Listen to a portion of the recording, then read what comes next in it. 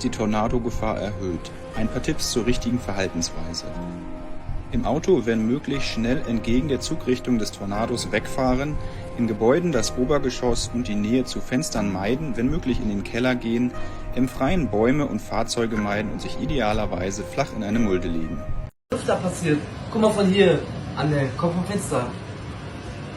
Das ist ein Tornado, guck dir das mal an.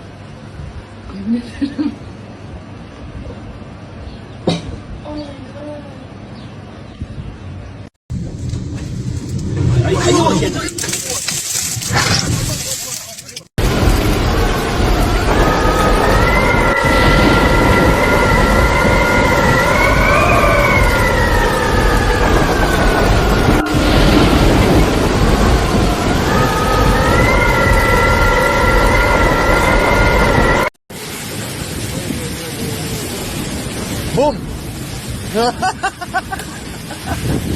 Konstantin, geh mal! Schnell geht unser Auto.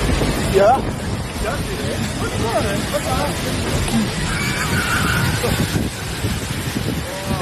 Ja, was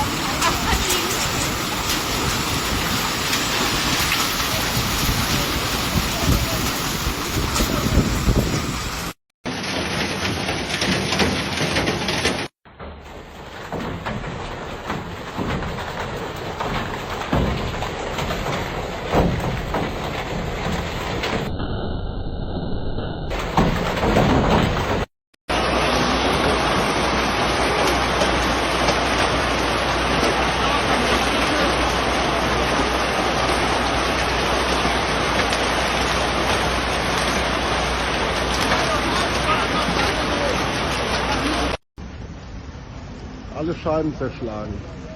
Unfassbar. Das ist mal ein richtiger Mensch. Ja. Guckt ihr die Dächer an. Guckt euch die Dächer an. Guckt euch das an. Alter, was bin ich froh, dass wir ein Auto haben reinfahren lassen, Freund.